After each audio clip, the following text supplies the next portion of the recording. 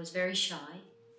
So it occurred to me that I could be a creator and be sort of behind the camera, hiding, not out there in front of an audience performing. So that appealed to me a lot. I draw and I sculpt by hand with artist materials. I do an 8-hour day, and then I usually do a few hours at night. And then I certainly continue on the weekend.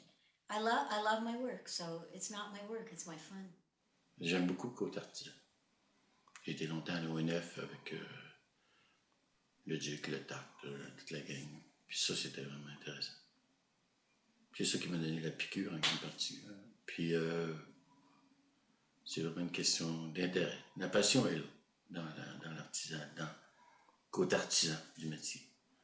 Fait que quand ça devient un job, quand ça devient alimentaire, c'est évident que l'intérêt est pas. J'aurais été mieux de rester sur la construction à ce moment-là. Mm-hmm. Qu'est-ce que t'aimes pas de ce job-là?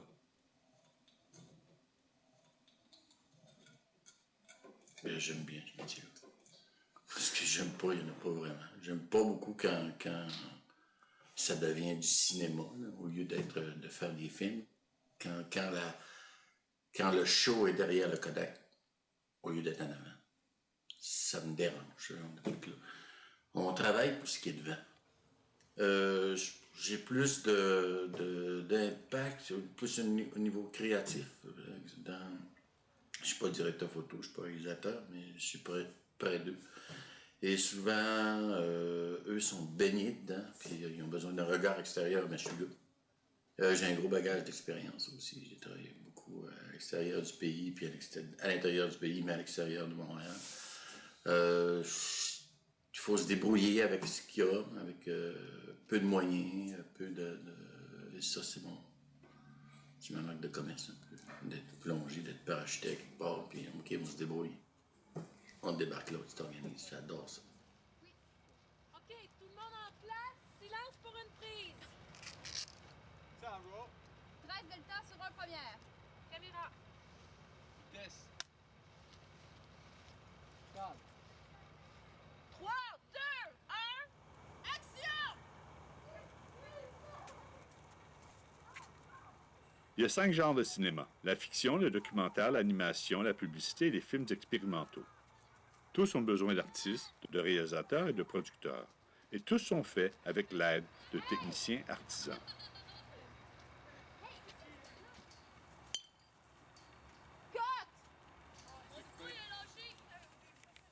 J'étais photographe avant, puis j'ai fait le switch il y a à peu près 5 ans vers la direction photo. Ça a pris une année. Puis là, depuis 3 ans à peu près, je suis pas mal exclusivement directeur photo.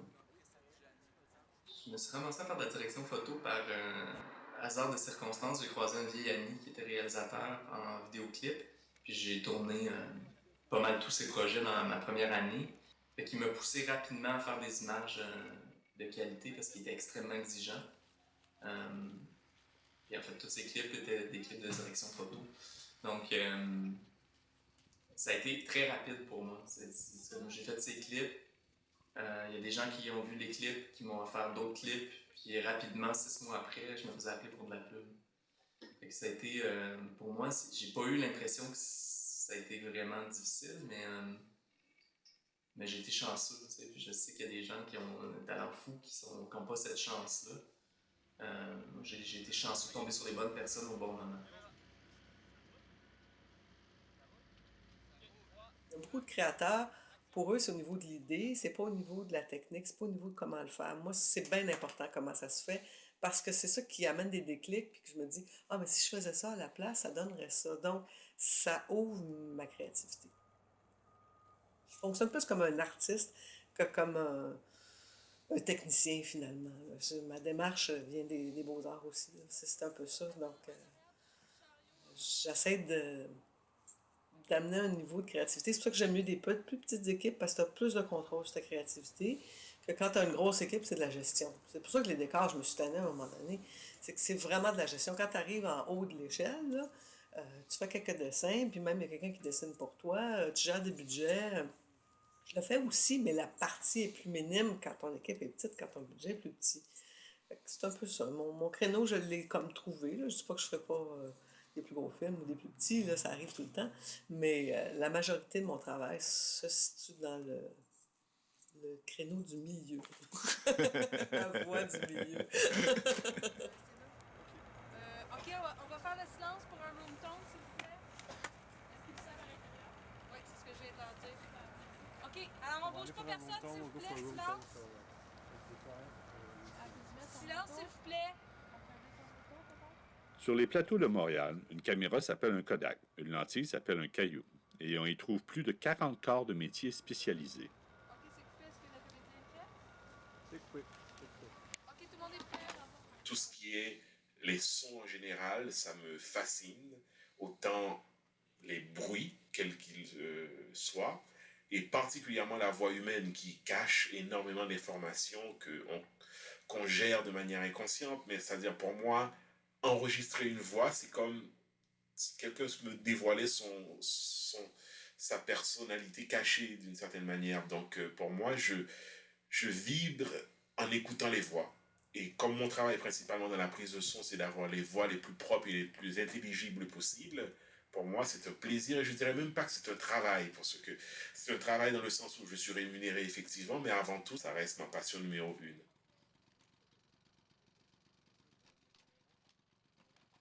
I didn't even know 30 years ago that a production designer was a job. But then I discovered what it was, and I realized that this was pretty interesting. It's like the hugest playground you can ever imagine. 3D, you get your hands dirty, and really anything. You could ask me to design anything, and I'd be able to do it. I love movie making, and I want to make movies. I love the process. I love the actualization, the conceptualization, the vision, the personalities, the product, everything. So I don't mind a bit, and I don't mind going right down to the details of what kind of pen an actor should use, and I want to talk to him about that pen, to the house he lives in and what the view is across the street. I want to know all of that stuff. I'm annoying that way. I pester directors, I talk, I ask, till they don't want to hear from me anymore. But I want to know. I want to know about the characters. And for me, the actors drive it, the directors drive it, so they should know the answers to these questions. You can't just jump in and do a film. You have to know about everything. Il y a peu de monde qui comprennent vraiment à quel point le montage peut être créatif en son sens. Il y a beaucoup de monde qui ont l'impression que c'est quelque chose qu'on s'assied avec le réalisateur, puis c'est le réalisateur qui fait juste nous dire quoi faire. Et oui, il y a certains projets que c'est comme ça. Mais j'aime beaucoup qu'on a une énorme flexibilité. On se retrouve avec des heures et des heures de matériel. C'est quasiment le chaos quand tu arrives. Il faut que tu organises ça, il faut que tu trouves une logique à l'intérieur de tout ça. Et il y a plusieurs niveaux de complexité à faire un montage, la structure en tant que telle, expliquer l'histoire et essayer de comprendre. Une fois que toute la post-production est faite, la correction de couleur, le son, tout est terminé, est-ce que l'auditoire va comprendre qu'est-ce qu'on essaie de compter? There's always something that I can learn on a daily basis, but if somebody else has been doing it with passion, then I'd like to get some of his input or their input as to how it can help me or how it helps somebody else, or getting the message to somebody else that what they're doing is viable for them also at the same time. Le storyboard, c'est faire la mise en scène puis la direction de personnages, si on veut, pour un film de dessin animé. Le dessin animé, il faut quand même dessiner 24 images par seconde. Alors, on essaie de vraiment tout planifier de A à Z pour pas avoir à faire de dessins inutilement, parce que c'est des milliers de dessins qu'il faut faire. Alors, tu ne veux pas en faire 500 de plus juste parce que tu t'es trompé, là, tu sais. Ou tu fais pas des essais d'une façon ou d'une autre, là. C'est vraiment comme on planifie, on fait la mise en scène à partir d'un scénario, puis de références de décors, puis de personnages. Alors, on illustre le scénario, puis ça devient l'équivalent du scénario, mais visuel. C'est une maquette. Ça fait un pré-montage, ça fait la direction des comédiens, le choix de cadrage, les décors, etc. C'est ça qui est la base pour faire le dessin animé. il y a ça. Puis là, ça, c'est quand je fais les storyboards en tant que tel. Puis autrement, là, s'occuper des équipes, c'est un petit peu comme faire de la résolution de problèmes, mais c'est comme l'interaction avec tout le monde, puis l'adrénaline, si on veut, là, d'essayer de tout faire fonctionner, là, puis d'être dans le feu de l'action. Ça j'aime ça aussi. I wanted to make films. I like making films. I started off as a photographer, or doing a bachelor's of fine art in photography, and then that expanded into films, and that grew into meeting people who were actually in the industry. Lo and behold, I get involved with Royal Cosgrove. We started a company called CineFX Montreal, which supplies special effects. This is such a unique business. We supply weapons that don't hurt people unless we do our jobs wrong. I do it because of what else would I do? The skills I've developed over 23 years or have to do, especially starting off with Ryle, means I know how to blow things up and shoot people. So really, other than being a full-fledged terrorist or Hell's Angels member, I don't know what else I would do. That's what it comes down to. Why do anything else? It's the greatest job in the world until something goes wrong. It's kind of hidden. It creates a spark in there. It'll give you a flame at the end of the barrel. It's very safe. Very loud as well. Ce que j'aime, c'est de participer à un processus créatif. Tu participes toujours d'un point de vue technique. Je veux dire, quand tu es électro, ou je veux dire, quand tu es même rendu jusqu'à Best Boy, où est-ce que tu t'occupes vraiment de l'électricité et de la bonne installation. Alors, quand tu deviens chef, tu participes au processus créatif en discutant et en participant à des choix que le directeur photo va faire, puis à l'élaboration d'une conception visuelle, c'est-à-dire par rapport surtout évidemment à la lumière, qui est un challenge d'arriver dans une pièce et de dire, bon, ben voici, qu'est-ce qu'on peut faire avec ça pour que ça soit le rendre plus beau, soit le rendre plus laid, selon les exigences de l'histoire. J'ai toujours préféré la signature du réalisateur, ça. Un film réalisé par, plutôt qu'un film de. Un film de dit, oui, c'est ça, c'est moi. Il y a un côté un peu vaniteux là-dedans, qui fait abstraction de Chris, on était 40 sur le plateau, puis c'est pas moi qui ai éclairé, c'est pas moi qui a fait le son, c'est pas moi qui a fait les costumes, c'est pas moi qui a fait les décors. Même si j'ai avalisé, puis dit oui à ci, puis oui à ça, il y a des affaires qui nous ont passé. Alors, un film de, ça me semble toujours un petit peu prétentieux. Des fois, c'est vrai, il n'y a pas d'erreur, là. Mais bien souvent, on me dit réalisé par, c'est ça ta job. C'est ça ta job. Tu réalises le film, c'est formidable, c'est ta job.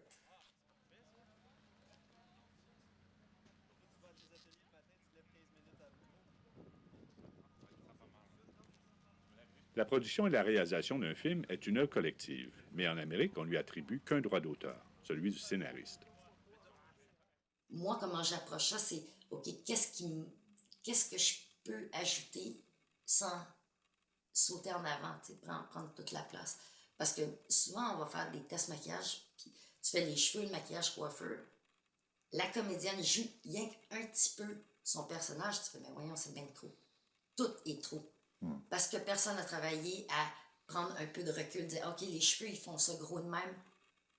Moi, me retirer un petit peu. Les sauts sont assez imposants que si on en rajoute du rouge à lèvres, on bascule ailleurs. T'sais. C'est d'avoir cette retenue-là, puis de regarder le comédien jouer. Aussi, tu sais, si la comédienne a joué de même, ben Chris, on va y en mettre du brillant, elle y va par en avant. Mais il faut que moi, j'aime ça, assister aux répétitions des comédiens. Avec le réalisateur, les lectures, là, pré-prod, là, ils font juste des lectures autour d'une table, tous les personnages sont là, la lecture du scénario. Et là, tu vois tout de suite, par la tenue de corps, comment ils vont l'approcher, le bonhomme, là, puis on est à 2 mois du tournage, de commencer à mettre des costumes, à commencer à les monter visuellement. Avec les années, j'ai découvert un milieu qui est probablement le milieu qui me convient le mieux dans tout ce dans lequel j'ai été, pour plusieurs raisons. D'abord, il y a l'aspect renouvellement constant. Et on rencontre de nouvelles personnes avec qui on n'a jamais travaillé. On revoit des gens avec qui on a travaillé. Ça peut être 1 an avant, ça peut être 5 ans avant. Les projets sont limités dans le temps. Il y a un début et une fin. Les journées de tournage, pas forcément. Il y a un début, il n'y a pas de chose à faire. Mais les projets sont limités dans le temps. Donc ça permet toujours, on entame des nouveaux projets, ça peut être des pubs, ça peut être des courts-métrages, ça peut être un long-métrage. Donc il y a vraiment une grosse variété à la fois dans les équipes, dans les gens avec qui on travaille, et puis dans les types de projets sur lesquels je travaille. Donc c'est un renouvellement content. Puis surtout, j'ai pas besoin de mettre de costume-cravate, ça c'est bien apprécié. Ça me va bien, je pense pas que je suis prêt d'être dans un bureau. Même si j'aime, tu sais, je suis quelqu'un d'assez cérébral, puis j'aime ça réfléchir, je suis aussi pas mal plus manuel, là. Fait que ça remplit ce désir-là de travailler manuellement. Puis en même temps, c'est artistique, c'est très artistique, être chef, je veux pas. Puis surtout dans les gens avec qui je travaille depuis plusieurs années, dont Christophe Colette, tu sais, je peux vraiment exploiter ça, là, tu sais, Mathieu Laverdière, c'est des gars qui me laissent une attitude, mais aussi qui eux, ont un œil très artistique, là, fait que ça me convient. Tu arrives dans un lieu différent chaque jour, tu revois un chum que t'as pas vu depuis 5 ans, comment ça va, qu'est-ce que tu fais, tu sais. Fait que non, c'est sûr, là, les rencontres. Puis en même temps, je suis pas très sociable sur les plateaux comme tel, là, dans la vie, oui, mais c'est les plateaux, je suis un peu sauvage, là, mais... I'm the guy who makes the monsters, the dead bodies, the cuts, the scars, the bruises, that kind of stuff on a film set. I like the hustle and bustle when you're on film and you're running around, when you're on the set and you're running around and stuff has to be done now. I kind of like the high pace, the fast pace. It's always something new for me, at least in my department. We're always making something new. It's not very repetitive. So it's a constantly changing job, which keeps me entertained and not bored with my job. Il y a toujours ce que j'aime au départ du cinéma, c'était le principe de travailler en équipe. C'était le principe que, je veux dire, du bas de l'échelle aller jusqu'en haut, ça prend tout ce monde-là pour faire un film. Tout un chacun, on a notre importance, puis c'est ça qui est le fun. C'est comme écouter un orchestre symphonique. Je veux dire, si le gars qui joue du triangle ne rentre pas au bon moment, c'est moins bon que s'il est là. What a still photographer does is puts audience in theater seats. The job of a still photographer is to take any image that could potentially promote the film in any medium.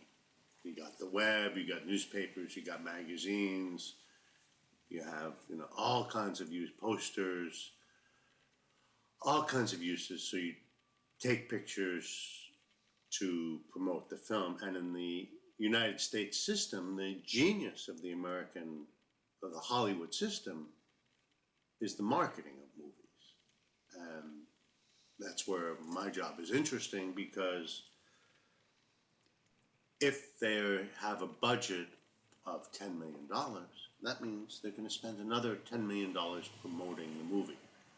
If they have a budget of $100 million, they're going to spend $100 million promoting the movie.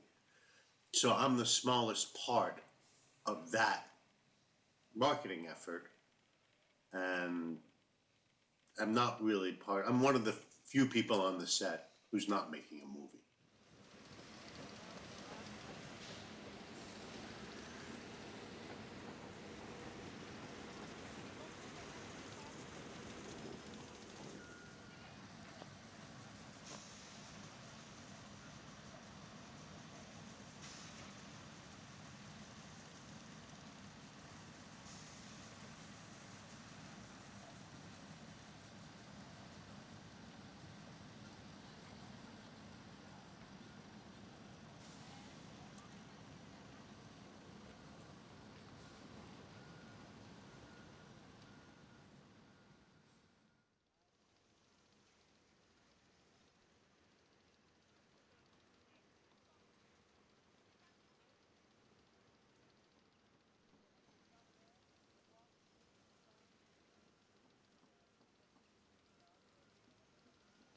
La passion pour son travail est une lame à deux tranchants. Comme artisan, on se donne à plein et on est généreux de nos efforts.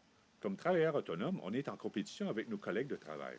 Ceci crée un manque de solidarité et fait de nous des proies faciles pour l'abus et des mauvaises conditions de travail. Quel côté que t'aimes pas? Me lever à 2h30 du matin l'été.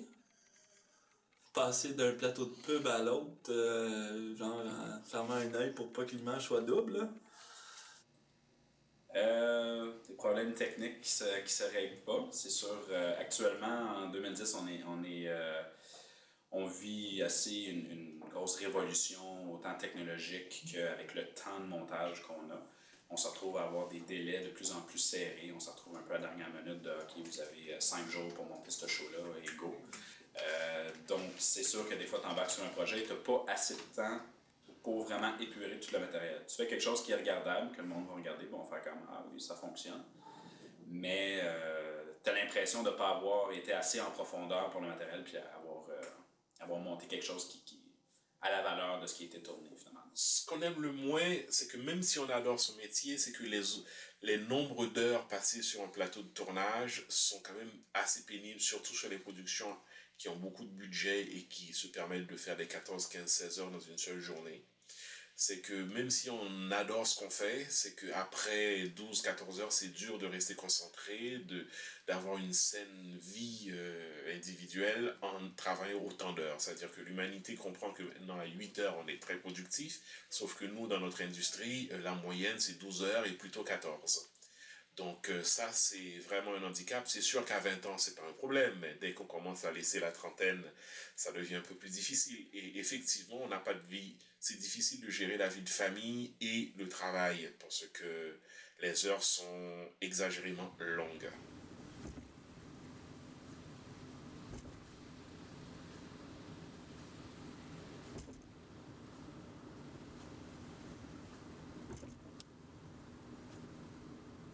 The whole point of the union is to protect the members, and that keeps a check on how many hours we work by virtue of how much it costs the producers to work us more hours.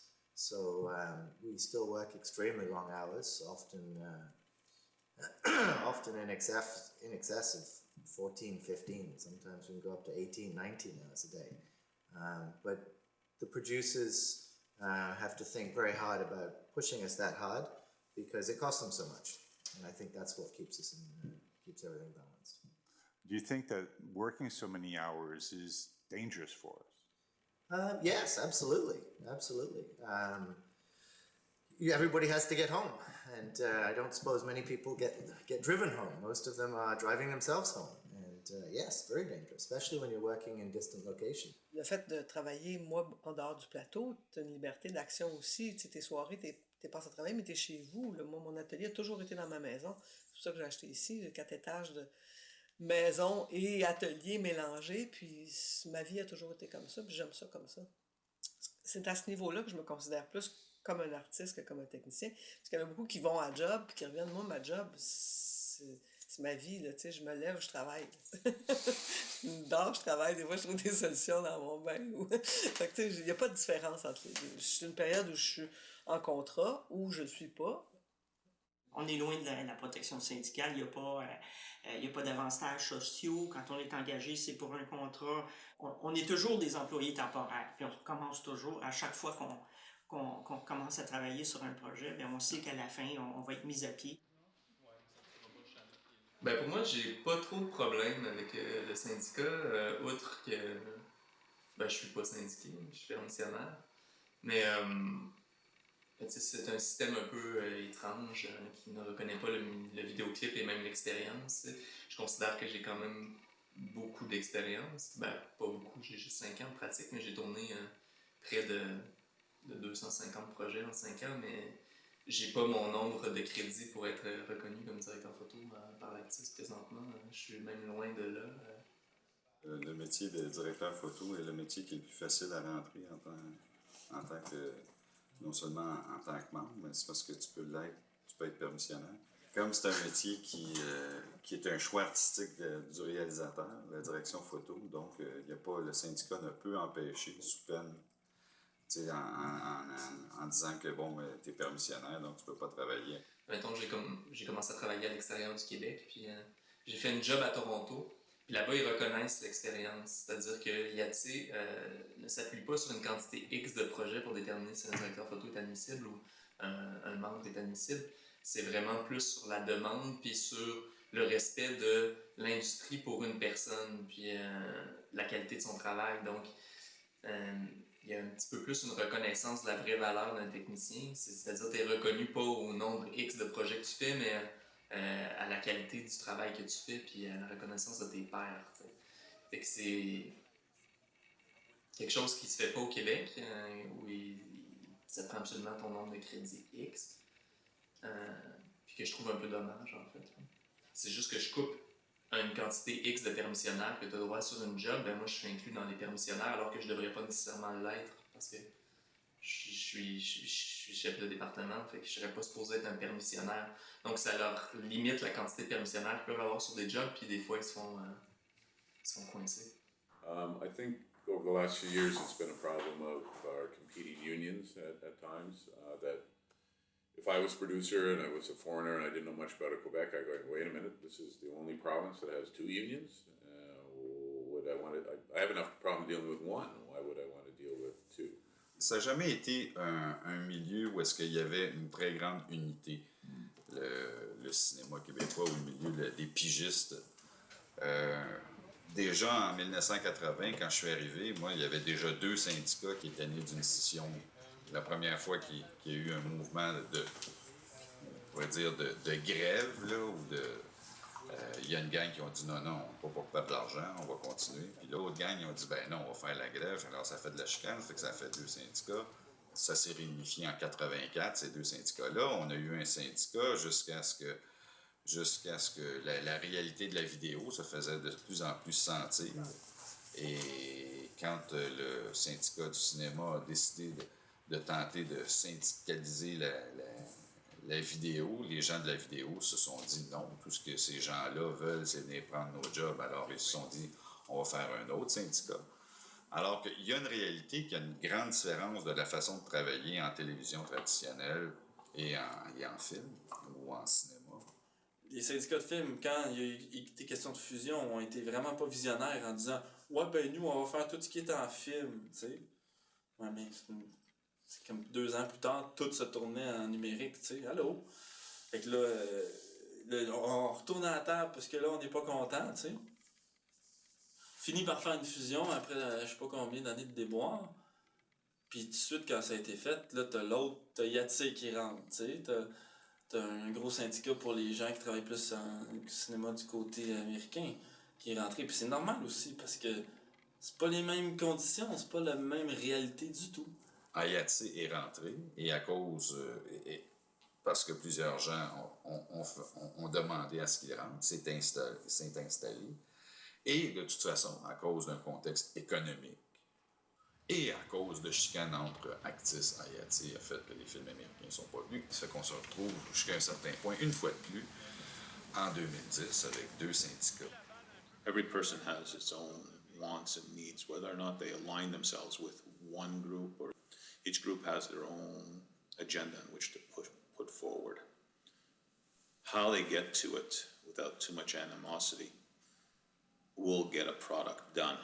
All the background material as to do they need an extra 10 minutes or do we need another 15 minutes in order to finish a shot before you go into lunch, and it costs 4 times the cost as to what he was making 2 hours ago, or does he have a better health benefit plan or anything else like that? They're all important questions to a person working.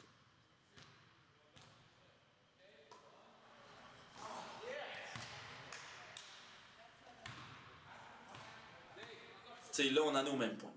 La dernière réunion syndicale où je suis allé, parce que je trouvais que ça valait vraiment la peine, c'était celle où on a mis dehors des gens de Ayatsé qui étaient tannés, des techs qui étaient dans Ayatsé et dans l'Actis, qui sont tannés de payer des cotisations à 2 places, puis de jamais avoir... Tu sais, les gars, ils font, mettons, 60, 80 000 par année, mais dans les faits, ils sont couverts juste pour 40, tu sais, à 2 places. Puis ils ont payé super... C'est normal que ces gars-là soient maudits, tu sais. Puis c'est normal qu'ils prennent, c'est le pouvoir qui leur revient de dire, ben moi je suis dans un truc, je vais prendre des décisions. Ils se sont fait élire au conseil d'administration, puis là il y a un putsch, tu sais, on les refuse. Moi je trouvais ça important d'aller donner ma voix là-dessus, d'aller entendre les points de vue. Puis tu sais, Je suis sorti de là, j'étais comme, aïe aïe, on était revenu à la même problématique que quand c'était la vidéo puis le film séparé. Parce que c'est deux corps de métier différents. Puis là, je pense que les gars de film, ils ont carrément juste abandonné. Puis peut-être que l'actrice s'en va de plus en plus vers la télé, puis ce qui se fait en magazine, puis tout. Puis que lentement, Hayati va récupérer tout le milieu du cinéma, tu sais.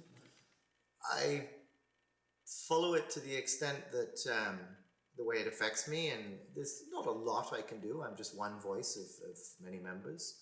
I am to an extent frustrated because a lot of what is published only in French. I speak French. I don't read or write it as well as I speak it, and I speak French in a way that I can actually work the French I speak is the French I use at work. So to go and talk politics or something else in French I can do it, but I don't feel comfortable in it. And when they send me long 12-page documents about union matters in French, unless it's really something I'm interested in, I'm reluctant to sit down and spend the time to work it out. So there is a lot of what happens that I don't read just because it's absolutely not printed in English. Plus je vieillis, plus le côté absence de protection puis de sécurité d'emploi devient un peu épuisant à la longue. De toujours être en négociation, tu sais, de toujours avoir à te défendre, même si toi tu payes de l'argent dans un syndicat, ce qui n'est pas un syndicat, mais qui est une association professionnelle, puis qui te défendent, mais absolument pas, tu sais. À part dans le cas où il y a un litige, puis que oui, c'est une production syndiquée, puis là il y a un litige, tu sais, les gars n'ont pas été payés, puis tout, là, oui, ils vont te défendre. Mais avant de te rendre là, puis le manque d'unité aussi. T'sais, même si on est tous copains, on travaille ensemble, puis tout, ben tout le monde manque un peu de travail, puis tout le monde va accepter des conditions qu'ils ne devraient pas accepter, puis dit rien parce qu'ils veulent pas être le gars qui chiale. Fait que là, au bout du compte, ben c'est pas bon pour nos conditions salariales, c'est pas bon pour nos conditions d'emploi, tout simplement. Pourquoi là, tant qu'à délai, là, l'entente de pub en vidéo, là, que ça fait 5 ans qu'on aurait dû avoir, là. Ça fait 5 ans qu'on fait des factures, puis pourquoi vous délai pas tout de suite les cellulaires puis l'Internet, t'sais? Parce que c'est ça l'avenir dans 2 ans, t'sais. Fait que pourquoi on retourne à la table de négociation à chaque fois, t'sais? C'est surtout qu'il faut prévoir que ça peut manquer, alors il faut avoir un petit peu de sous de côté pour prévoir entre les productions, parce que nous, on finit une production, puis on ne sait pas quand on va commencer la suivante, puis même des fois, on est en attente de commencer une production, on a négocié le contrat, puis tout ça, puis on ne sait toujours pas si ça va avoir lieu. Alors tant que c'est pas commencé, là, on ne sait pas si on a vraiment du travail ou pas, puis alors c'est toujours à recommencer, c'est toujours... People need to be protected. And whether it's a facilitator between a producer that hires a technician and they're given guidelines for both ends, a guideline for the producer to work and a technician having guidelines to work under, work within, finding a compromise between both of them actually sort of benefits both parties in order to get out onto the final product which they are making, which is a film. But I think what's really changed is the competence of the people that are working. The technicians are now being taught how to do things safely. They're being taught how to handle dangerous materials. They're being taught how to drive scissor lifts and forklifts. They're being given certifications to say that they have taken courses to do this. Whereas before, anybody could jump in a scissor lift and do what they wanted with it.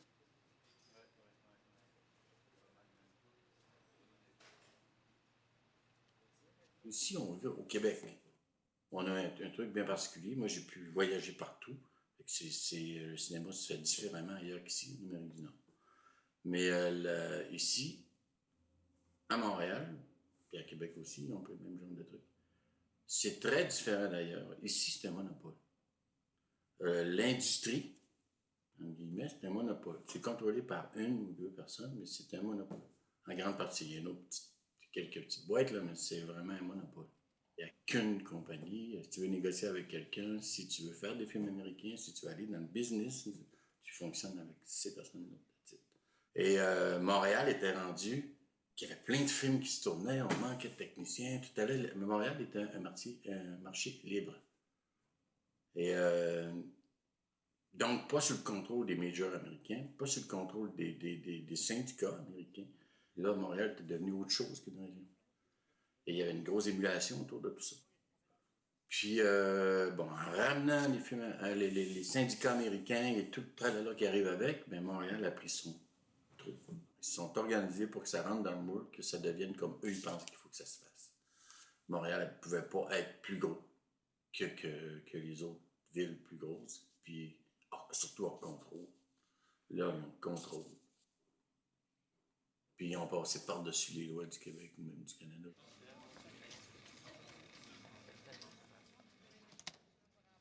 Comme dans plusieurs métiers influencés beaucoup par la technologie, ben c'est souvent dans les médias, entre autres. Là. La photographie subit des changements comme ça aussi. Là. Toute l'industrie de l'image subit énormément de changements parce que la technologie change puis permet d'autres choses. Un peu comme quand la nouvelle vague est arrivée. T'sais, on avait Atom en sortie des caméras qui était soudainement plus besoin d'être sur un chariot qui sert à loader des bombes dans des avions. Là, fait que là, les gars, soudainement, ils pouvaient se mettre une caméra sur l'épaule et partir. Ça leur a permis de faire des films. Ça a démocratisé le cinéma en même temps. Avant ça, c'était une structure super lourde pis tout. Fait que là, t'as des Godard, des François Truffaut, qui soudainement pouvaient faire des films, eux autres, t'sais. Puis là, l'industrie vit ce genre de changement-là, mais depuis 15 ans, t'sais. Depuis 12 ans, depuis l'avènement du mini-DV. Je me souviens, il y a une dizaine d'années, Michel Brault disait que le film, c'était fini. Il est arrivé avec ça. Il avait fait Osias le Duc, je me souviens du documentaire Osias le Duc, avec Daniel Villeneuve, avec une petite caméra qui aujourd'hui, on se dirait, ben ouais, c'est ridicule, mais tout le monde riait un peu de lui, Michel, qui dit que c'est fini le film, que c'est la fin du film, que c'est le début de la fin du film. Tout le monde riait de lui, mais en fait, dans 20 ans, qu'est-ce qui va rester du film? Moi, j'ai tourné du documentaire pas mal en film. Et sur la fin, c'était toujours en vidéo.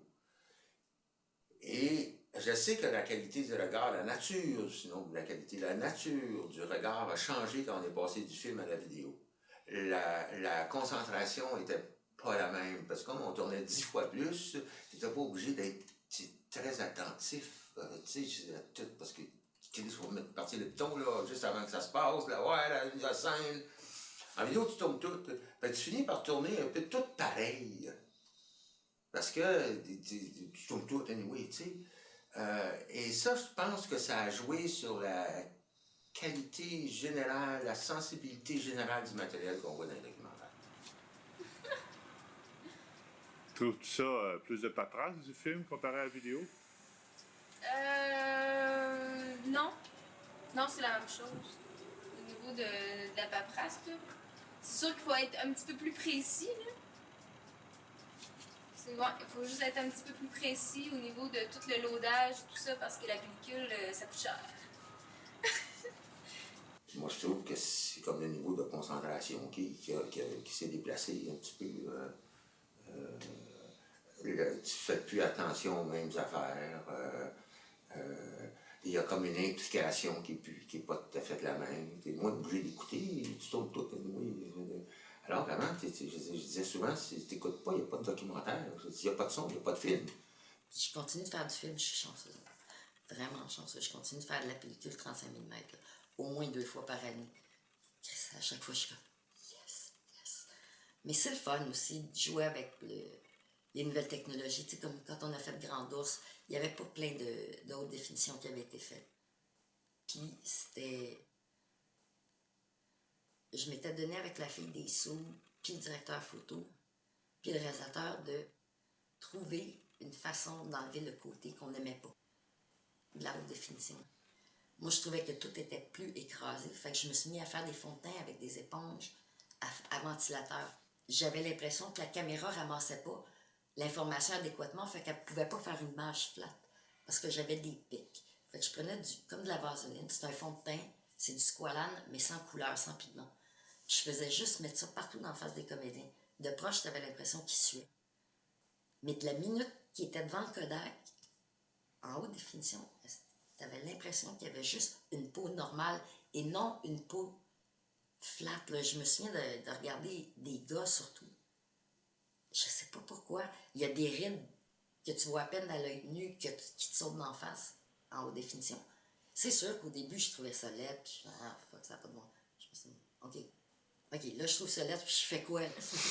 Je laisse tout ça de même, je continue de dire, je trouve ça laid. Ou bien, on trouve une façon de trouver ça moins laid, tu sais. Je pense pas qu'il faut s'arrêter. Parce que ça va rester pour un petit bout de temps. Ça a beau évoluer vite, là, je pense que le HD, on est pogné avec pendant un bout.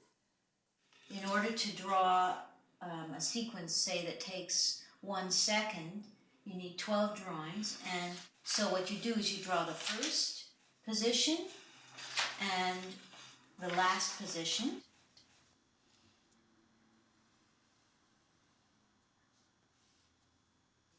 So that you can see how to do your in-between. So here they're sad, and here they're happy. Well, the big change is the digital revolution. Before that, we were really beholden to big budgets, and therefore production companies and producers. You needed an animation camera used to cost like $250,000. It was unaffordable for the independent little person. But now you can set up in your own home, which I've done for a few $1,000s. So I have like a whole little National Film Board in my back room on my desktop. So it's very liberating, very exciting. Because it's always been difficult to find budgets, especially big budgets, and now it seems to be even harder.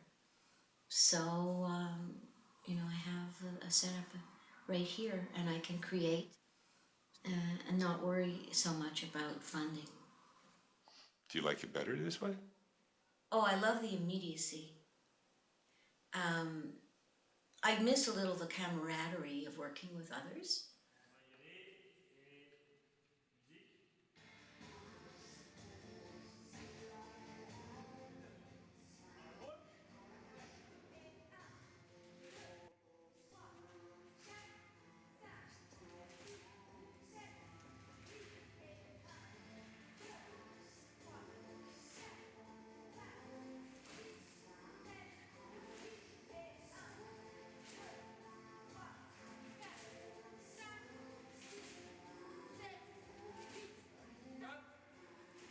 We all love film. Film is a tactile medium, so it actually is a medium. You can put your hands on it and you can manipulate it actually.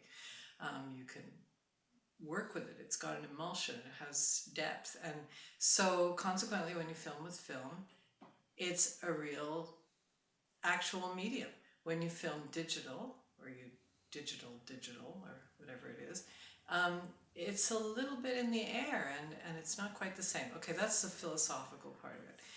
The real fact is that digital never lies and digital is hyper real, and anything that we learned early on in our careers 30 years ago or even 20 years ago has to be adapted to the new medium. So it means that we can't use the old tricks.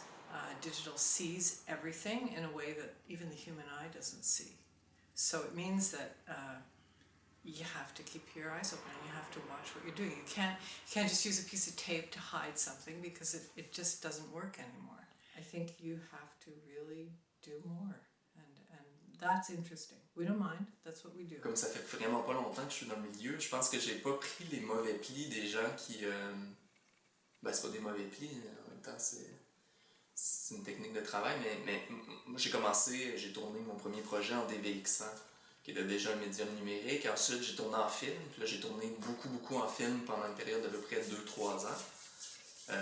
Puis moi en photo, je viens du milieu du film et j'ai vécu la transition à l'argentique en photo avant, au numérique, en fait, de l'argentique au numérique. Le grand changement, c'est la légèreté des équipements, à tous les niveaux. Les grues pour les machinistes deviennent de plus en plus légères, deviennent de plus en plus efficaces et pointues, précises. Les caméras, on n'en parle pas. sait très bien que les caméras sont devenues très petites, très efficaces, la qualité est extraordinaire, surtout au niveau digital. Au niveau du film aussi, ça s'est beaucoup amélioré à travers les années. On a des mouvements de caméra qui sont devenus excessivement silencieux, beaucoup plus précis qu'ils ne l'étaient. Les lentilles, c'est la même chose. Les lentilles ont évolué. On a des lentilles rapides, très, très, très rapides, à des coûts qui sont peut-être moins grands qu'à l'époque. Je te dis pas que ça coûte pas cher, un bon kit de lentilles.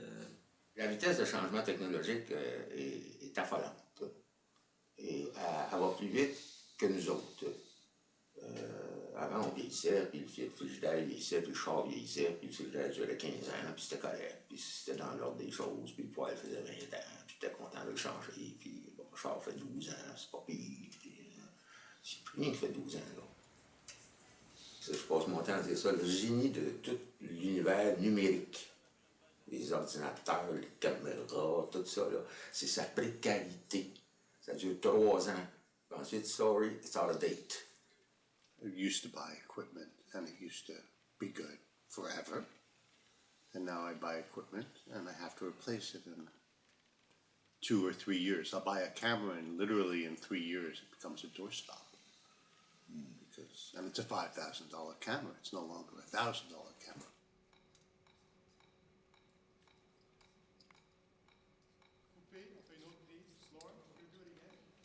It's just a different technology. It has advantages and drawbacks. And yes, now I can take pictures in situations I couldn't take pictures with in film.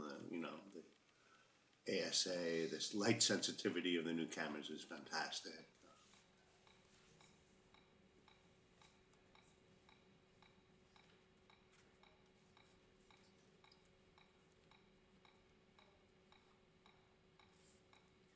J'ai abandonné. C'est une des raisons qui m'ont fait un petit peu me retirer. C'est les changements allaient plus vite que j'avais le temps de. C'est comme ça, là, le manuel d'instruction est ça l'épais, puis le menu est ça. Tu sais, je me disais, c'est fou parce que j'y pense beaucoup ces jours-ci, mais je me disais, sur une caméra, quand tu fais de la photographie, là, en argentique, sur une caméra, là, tu as la sensibilité de la pellicule, tu as l'ouverture du diaphragme, puis tu as la vitesse d'exposition. Point à la ligne. That's it. OK? Sur les caméras numériques, t'as même plus ça. Tu sais, je veux dire, t'as un éventail large de même de possibilités de ci, de ça, ces affaires-là. Bon, tu suis, ben, à un moment donné, tu dis, ah, fuck it, tu sais, je veux dire, je vais prendre une bière avec mes amis, ça va être bien plus simple.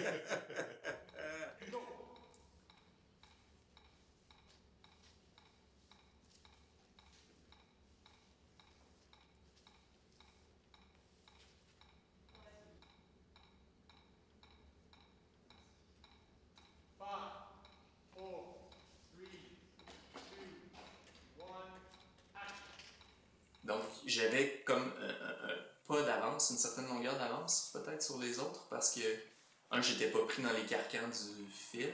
Je sais comment tourner en film, je connais ma pellicule, mais je connaissais également les médiums numériques à cause de la photographie. Puis, j'ai une facilité un petit peu à naviguer là-dedans parce que surtout maintenant avec les nouveaux appareils, les Canon, c'est les appareils que moi j'utilise pour faire de la photo. Donc, pour moi, c'est très, très, très, très simple. Puis même la Red était très simple pour moi quand elle est arrivée parce que je comprends le processus, je sais quoi un fichier RAW, mais t'expliques ça à un autre directeur photo, puis il y a des gens qui ont plus de difficultés à comprendre qu'ils peuvent pas nécessairement exposer comme ils veulent exposer. Il faut qu'ils exposent pour un négatif optimal, puis ensuite, en poste, ils vont travailler leur image, mais c'est des fois plus difficile à comprendre pour des gens qui viennent de passer plus lourd en film. Let's go back, first positions right away. You don't need as much lighting in order to capture the information that you need on the medium. And so that's basically reduced the type and the amount of lighting that you basically need in order to record an image. Also the style as to the type of lighting that people have sort of moved into, soft lighting, continual. So there's been a great proliferation of fluorescent tubes, PL lights, and LEDs that have sort of cropped up in the market now. Just so because there's a point where they widen out and we're starting to lose it a bit. We were getting it before. I like that we're close, but maybe we're just tiny bit too close. And then but then after we go back to slowing down. We'll try. That's Francis's suggestion. I believe that an actor is not going to be replaced by a computer rendering that quickly, because I do believe that the emotional and the interaction between the director and the actor will always convey a story better than having it tweaked totally by a computer in order to tell the perfect story. Un des trucs en effet visuels qui est le plus courant, c'est du wire removal. Donc, si tu as quelqu'un, un comédien sur un précipice, par exemple, je dis un peu n'importe quoi, mais maintenant, il peut être rattaché avec un fil que la production n'est pas obligée de cadrer autour pour ne pas voir le fil. Tu peux carrément l'avoir là, il y a quelqu'un rapidement qui va passer après, qui va faire un wire removal, et on n'y voit que du feu. T'sais. The trick is they're getting better and better and better, and we've seen it, just the evolution of their art form over the years, the last few years in particular, but they still need us.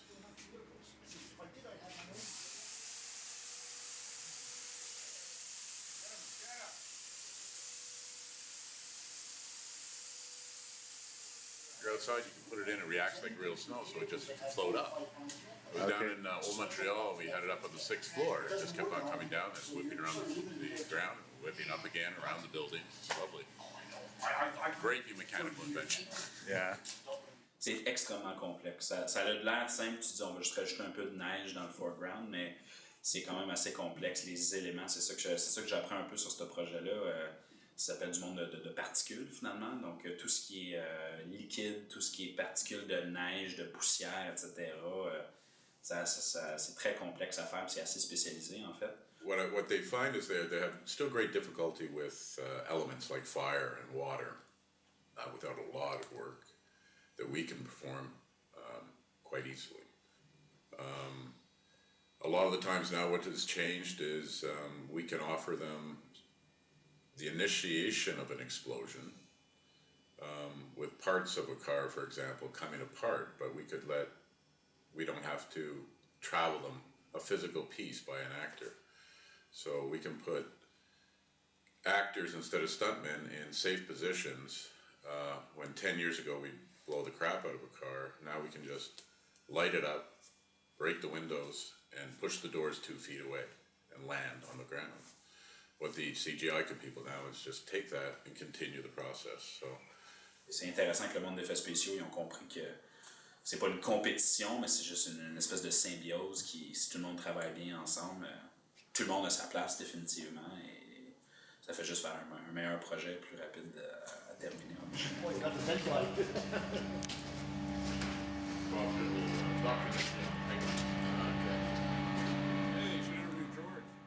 Yeah, computer graphics have come in, kind of toned down the things that we make now. We'll make mostly smaller items where stuff that you used to do really big, like the full aliens and stuff like that, they'll do with computer graphics now instead. So our scale has been cut down a little bit, but now recently, maybe in the past couple of years, they're starting to find the proper marriage between computer graphics and makeup, so we're working more and more together now as opposed to being against each other like we used to be. It's a little bit less stressful. We get to make, stuff still that's in the foreground that's still important to the movie. It didn't change our way of working. It changed more the scale of what things used to be. You used to have shops that would have 50, 60 guys in it because you needed to make a life-size dinosaur. We make now the smaller items, make more like body parts.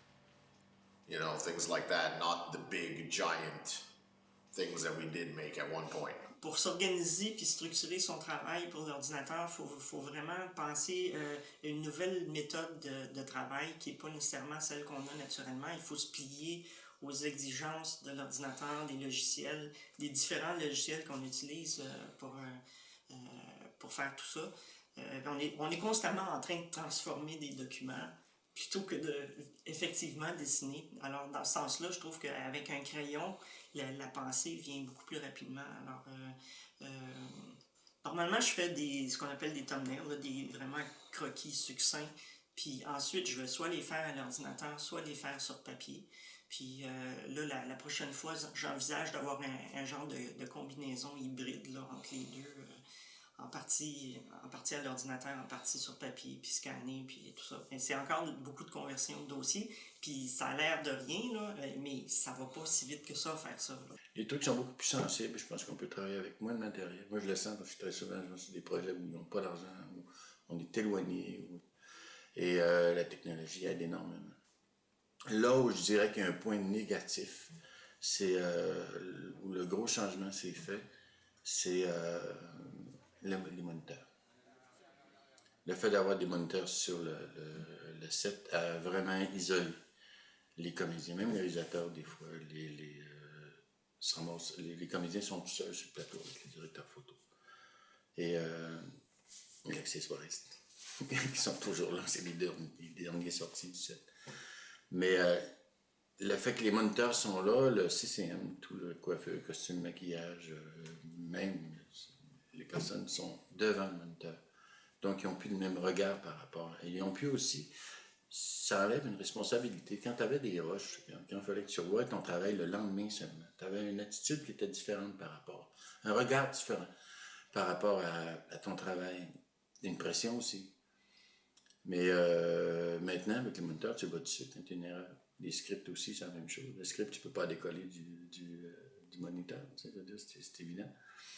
I used to be one of the first people to leave set at wrap, and now I'm one of the last because everything has to be completely backed up before I leave. I can't leave set without my pictures being in two places. The fact that there's less upfront expenses for the producer in terms of film costs and things like that. Although I imagine the total cost ends up being the same for the producer. I don't think it's a money saving. I don't think digital saves money for the production.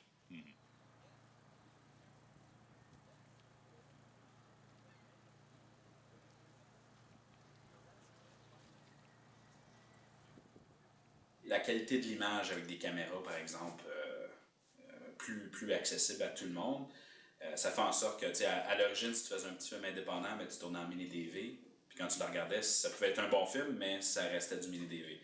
Maintenant, tu tournes avec de la RED, tu tournes avec de la 5D, tu tournes avec de la XD-Cam, c'est accessible à tout le monde, et ça commence à être de plus en plus difficile à voir la différence entre une grosse production, gros budget, et une petite production avec du monde qui se débrouille très bien.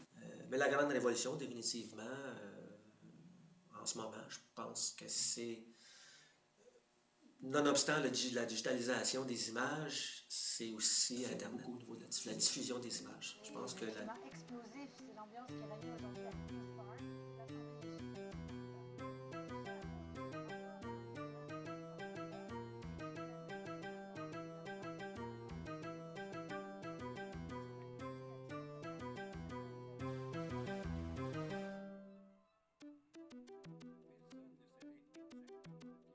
Well, the film industry goes up and down. The film industry is very much like it's a sandbox with money.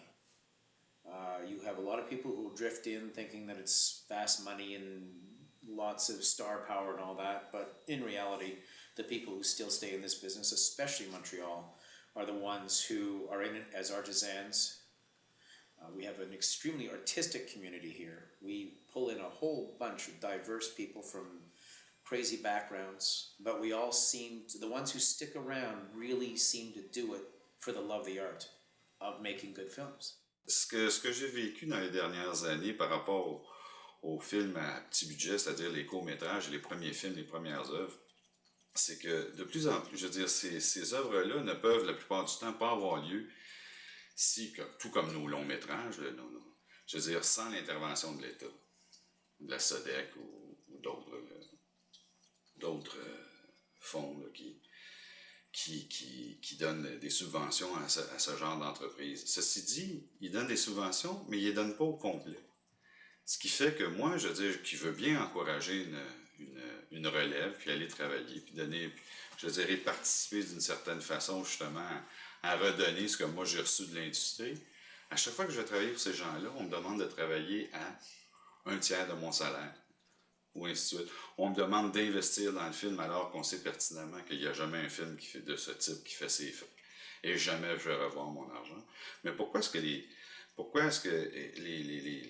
les institutions qui donnent de l'argent, je dis pourquoi ils ne prennent pas ça en considération? Puis pourquoi est-ce qu'ils vont... Pour que, en présumant, je sais pas, moi, de faire la leçon et dire au producteur, le producteur va trouver le reste de l'argent, c'est pas vrai. Le producteur, tout ce qu'il veut, c'est tourner. Et le réalisateur, la même chose, là. Tout ce qu'ils veulent, c'est tourner, puis souvent, on se retrouve dans des conditions qui sont moins qu'intéressantes. Et je trouve ça désolant. Parce que, je veux dire, si tu veux subventionner un film pour le faire, si le film, comme, je veux dire, les jeunes arrivent avec un scénario superbe, mais pour faire ce film-là, ça prendrait 75 000 $.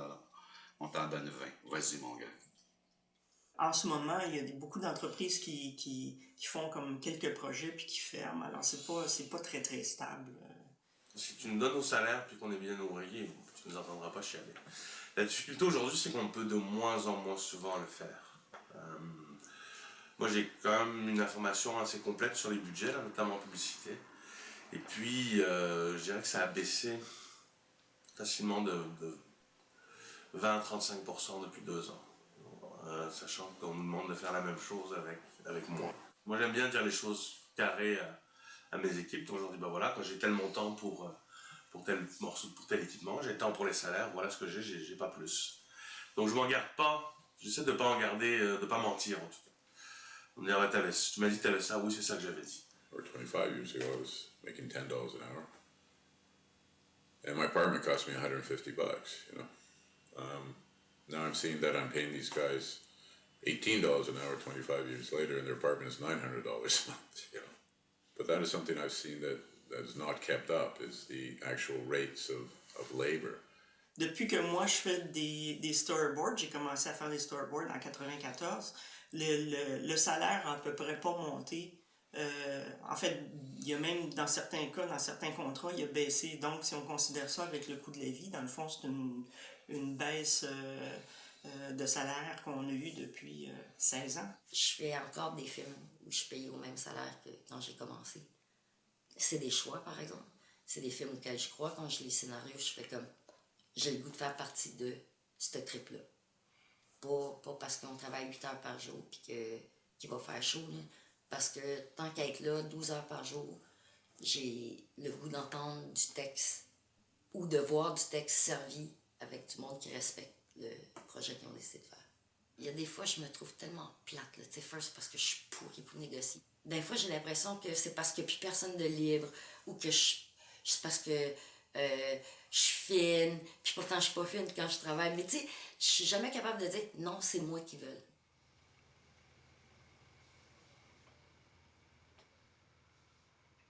Dans tes contrats, est-ce qu'il y a une clause pour ton droit d'auteur? Ah, oui, on doit tout céder. On n'a aucun droit d'auteur. Nous, on n'a pas de retour sur notre production. On est payé avec nos honoraires, c'est tout. Je sais qu'en France, les gens qui font des storyboards, ils reçoivent des droits d'auteur, puis avec ça, ils sont capables de progressivement de se faire un fonds de pension ou l'équivalent, parce qu'il y a des entrées d'argent à chaque fois que les productions sont diffusées, tandis qu'ici, c'est pas du tout le cas.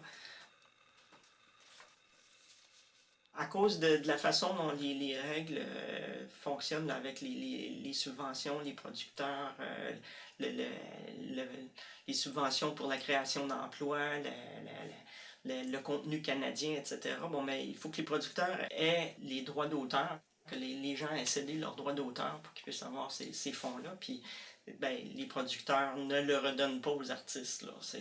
Ils pourraient, mais dans un monde idéal. Let's say specifically in Montreal or in Quebec, there was a whole school of people that learned to make B movies. They were not expensive. They were shot very fast, less than 21 days sometimes. And they got done. There were like too many locations, too much special effects, but they got done and they were distributed and people made money. And then all of a sudden that stopped. Various companies went out of business. And all the people who had trained for that kind of movie making were out of work. And there were two levels left. One was the artisanal, which is what Quebec is famous for, really, because we started filmmaking in Canada before anybody. And then there was the high-end, typically American stuff.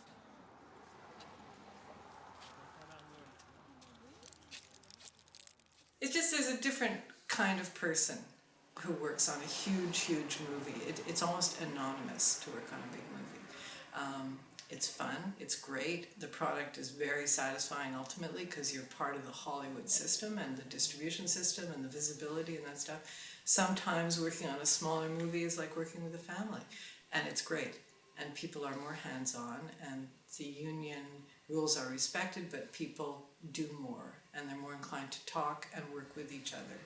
And nobody minds overlapping slightly, and things get done, and everybody reads the script, which is kind of cool, and everybody knows the story, and oftentimes on a big picture, it's not really a movie, it's a corporation. Fortunately, I can work in the United States, and my last large gig was in the United States. So I do have to go elsewhere for work. And with the tax credits, it's not so easy to work in Toronto anymore. Because you have to be an Ontario resident to get the tax credit. Okay. In the old days, there was more movement around the country. Mm-hmm. Now it's more sectorial. Yeah.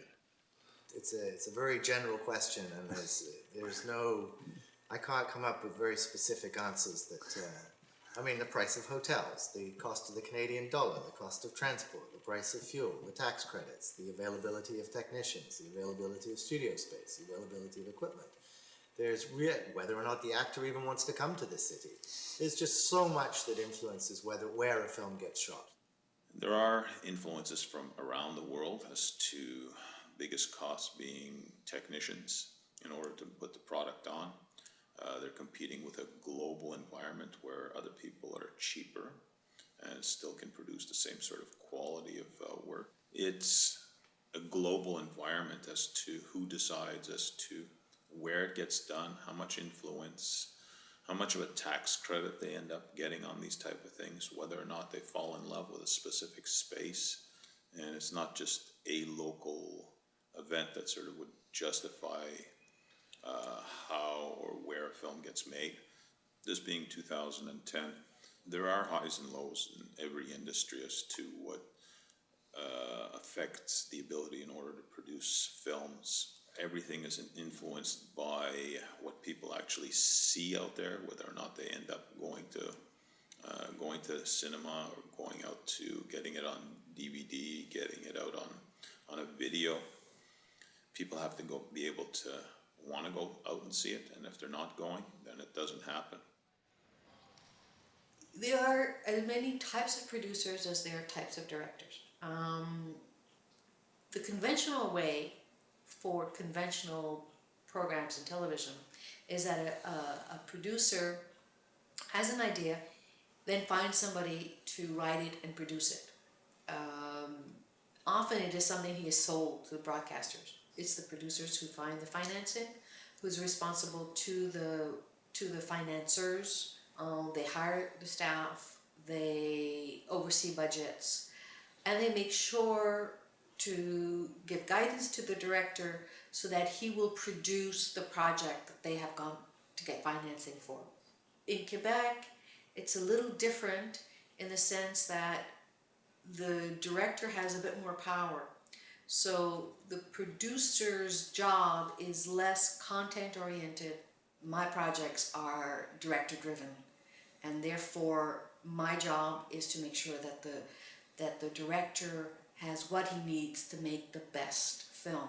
So it includes financing, includes getting the right staff, includes getting in the right timing to do it, the right distribution. I try to put myself as an equal in the sense that for the director, for his vision to stay strong, a lot of what I do is more subtle than what a conventional producer would do, and it's just as much work. I've always seen it as a political task. I say that there's money available out there, never enough. It's a struggle to get it. But, you know, if I don't get it to make the films that I would like to make, someone else will get it. And I've always thought that it's part of the creative and political process to go out and get it. So it may never be easy, and you may not end up getting it, but I've always said you have to make a good try, you know? So the perseverance in getting that money and aiming for it is there. And we've struggled a long time to make sure that some money remains available to make independent, alternative, you know, cutting-edge films about subjects that are of interest to us, or ways of making the film that are pushing the edge. So I've always said, you know, that's part of my job, and sometimes it drives me crazy. Most of the time it drives me crazy, but at the other times when you pick up the phone and there's someone on the end saying, oh, by the way, you know, yeah, we looked at your 1.5-page presentation and we're ready to give you some money to make your film, I'm still amazed by that. Fait qu'il y a des producteurs qui sont vraiment cool, puis avec qui c'est fun de travailler. Moi, c'est sûr que j'aime mieux me rapprocher de ces gens-là, tu sais, qui travaillent bien. Il y a des gens qui travaillent professionnellement, il y en a d'autres qui... Puis c'est peut-être pas de leur faute parce qu'ils n'ont pas eu le budget, mais il y en a d'autres qui tirent, puis faut que tu te défendes là-dedans, puis tu sais, tout le monde a un peu... Tu sais, je pense que ça fait 25 ans que les salaires n'ont pas changé dans notre corps de métier, là, tu sais. On est bien payé. Tu sais, on est bien payé, mais en même temps, tu sais, moi je le vois, là, les gars qui m'ont appris mon métier, ils travaillent plus, tu sais. Ou c'est pas les premiers qu'on appelle, puis ils ont le même salaire que moi, tu sais. C'est pas normal, là, tu sais. Quand quelqu'un a 30 ans de métier de plus qu'un jeune, il a le même salaire, c'est pas normal, tu sais. C'est pas désirable non plus, je pense, pour un corps de métier. C'est pas désirable pour l'industrie, tu sais. Parce que t'as pas de transmission de connaissances. Les films sont produits par l'argent collectif. Et en même temps, on donne à ces gestionnaires le droit et le choix de choisir et de former leurs équipes, bien sûr avec toute leur liberté, puisque sinon ils ne pourraient pas y créer. Mais n'empêche que nous vivons dans une société qui est comme elle est, qui a fait beaucoup de progrès, mais l'industrie cinématographique reste l'une des industries les plus racistes et les plus xénophobes qui existent en ce moment. On a une industrie à près de 5000 techniciens et on peut compter sur les 2 doigts de la main les techniciens qui viennent des communautés culturelles. Ça veut dire l'argent collectif finance une industrie blanche, majoritairement francophone, où ce sont les caucasiens qui sont employés. À Montréal, on est à près de 30% de la population qui viennent d'ailleurs sur la planète, mais on a une industrie sur 1 sur 1000. Ça veut dire qu'à chaque tournage que je participe, je suis le seul noir. L'affirmation qu'il fait est vraie. C'est vrai que c'est vraiment l'exception de voir des minorités ethniques, je veux dire, travailler en cinéma. La proportion de caucasiens est très élevée comparée au reste, là. Il y a quelques Asiatiques, quelques Noirs, mais c'est pas... c'est une majorité là, de Blancs. Je sais pas dans les programmes universitaires et ainsi de suite si la représentation et s'il y a une sous-représentation des ethnicités dans ces programmes-là. J'en ai aucune idée. Mais je dis, moi, pour ma part, on va travailler avec n'importe qui est compétent. Au Québec, de nos taxes est puisé près de 80 millions pour faire et vendre nos films. Un petit groupe de producteurs accrédités se partage plus de la moitié de ces budgets. La majorité des films québécois sont produits à petit budget par plus de 200 maisons de production.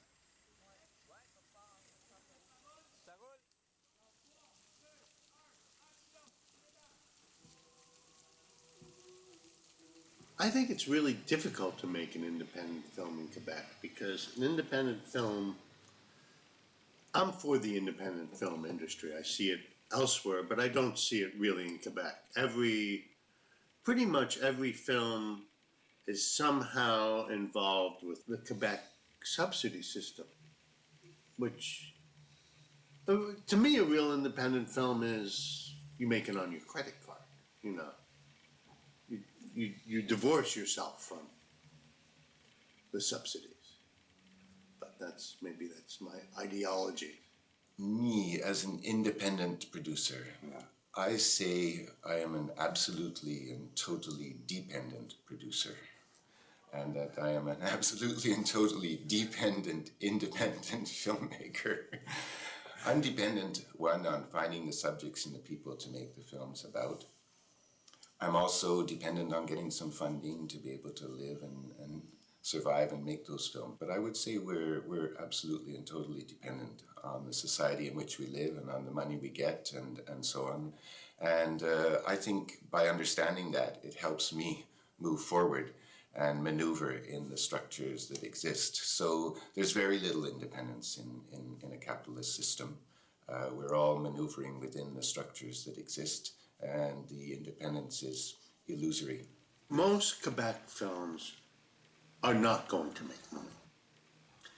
The producer has not invested a penny in the production, and often the only money the producer will ever see is the money he receives from the various agencies to make the film. So often it's in the producer's interest to cut whatever corners and augment his producer's fees with the money from the top, as opposed to looking for profit and investing in promotion. When you have producers that have zero investment in their product, it's a very peculiar situation. You know, often producers here have full-time offices for the year, whereas the American producers I know who are in the for-profit sector work at home in their basements, and when they need an office, they'll rent it out. You know, they keep their expenses down. I don't feel choked by the bureaucracy of making a film. I try to look past the paperwork and see the people who are sitting there, whether they're at Telefilm or Sodec or even the tax people. I try to look at them and deal with them as fellow human beings who, in many instances, understand what I'm going through. Sometimes they don't, but in many instances, understand what I'm going through and can be helpful if you can get them on your side. So I've always said that part of the producing is the people relations and the people, quote unquote, management. And so I've always tried to say, whether I'm dealing with the bureaucracy at the National Film Board or Sodec or Telefilm or anywhere else, that it's one person at a time. And when they're on your side, the bureaucracy can still drive you nuts, but it's manageable and they'll help you through it. Ça, c'est le genre de question piège.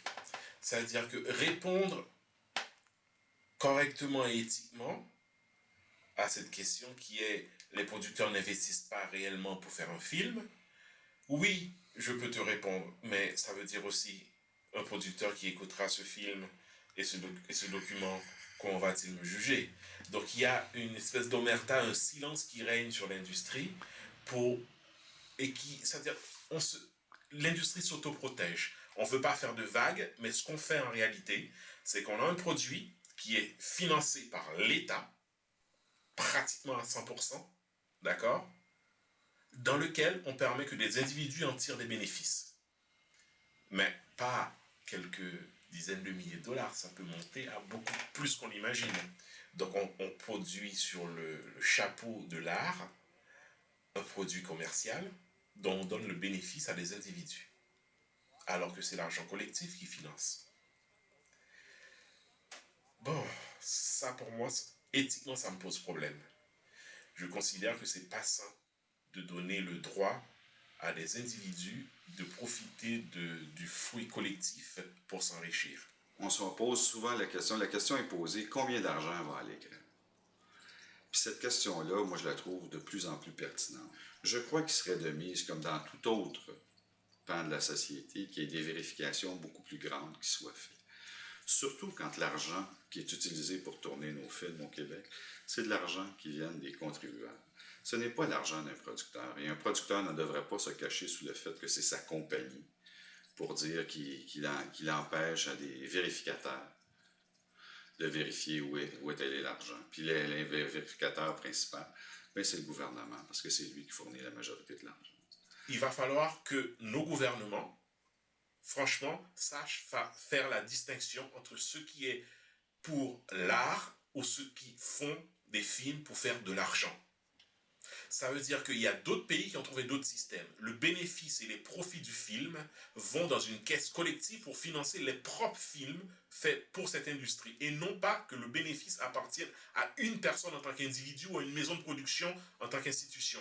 L'argent tiré et les bénéfices tirés sur certains films doivent appartenir à la collectivité, donc doivent aller dans un fonds qui permet de réinvestir cet argent dans le milieu audiovisuel. Et non pas que quelqu'un arrive sur un film qui coûte 4-5 millions et se fait 700, 800, 1 million de dollars dans sa poche uniquement sur un seul projet. Ça, c'est inadmissible. Parce que quel salarié de l'État touche 1 million? Je pense que même pas notre Premier ministre touche 1 million pour son mandat. Well, I think one of the interesting thing is the kind of move towards the digital media is changing things, obviously. And there's a lot of hype about we're now going from the Canadian Television Fund, for example, to the Canadian Media Fund. And this is because we have to, be up to date on the web and all of the new technologies that are coming forward, and we have to make use of that. In many ways, of course, we have to move forward with the times. We're still not shooting on the same materials that we had back then. But I think, again, this is a question of hype and using the move towards the new technologies, essentially as a way for the major corporations in Canada to take control of our filmmaking and television making and new technology making structures. And I've really seen that with the Canadian Media Fund. It's essentially, if you look at the board of directors and you look at the way that it's funded, it's a big step backwards, despite the fact that they're painting it as a big step forward. It's a big step backwards for our so-called independence of filmmaking, the type of subjects we're going to be able to handle, and it's a clear big corporate takeover of the filmmaking and television and new media making structures.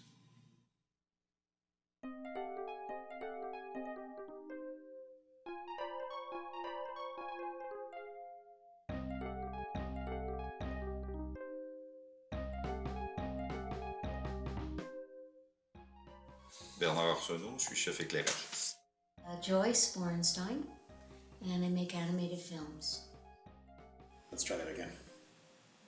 My name's Andrew Campbell. I own and operate a company called Cold Blue Rentals. It's been supplying firearms, military equipment, police equipment, uniforms, and related special accessories for the last 23 years in Montreal. Gina Caron, Et qu'est-ce que tu fais? je suis maquilleuse. Je m'appelle Christophe Collette, je suis directeur photo. I'm Ryle Cosgrove. I do physical and mechanical effects. How long have you been doing this? Long time. Mon nom est Hélène Cossette, je fais des storyboards, puis je supervise des équipes d'artistes de storyboard pour le dessin animé. Mon nom est David Francesco, je suis monteur basé à Montréal. My name is Malcolm Guy. I'm a filmmaker, producer, director. Do a little bit of everything, actually. And, actually, to be honest, I call myself a social and political activist who makes films. My name is Walter Klimke. I'm a lighting gaffer, and I rent equipment. I'm Sylvie Crascar. I'm a producer of films d'auteur or first films. Clermont Lapointe, chef éclairagiste, chef technicien. Je m'appelle Jean Codic et je suppose que si je suis là, c'est parce que j'ai fait de la direction photo, puis j'ai fait de la caméra d'oreille et un peu de réalisation. Je m'appelle François Legris, je suis chef éclairagiste. Kenneth McKenzie, key grip. All right. How long have you been doing this? I've lost track, I don't know. The only way I can figure it out is to go back through my resume.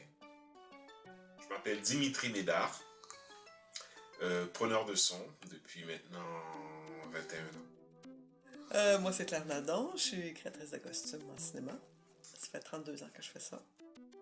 Denis Paquette, j'ai fondé Cinépool il y a 21 ans de ça, pratiquement jour pour jour aujourd'hui, avec David Clark.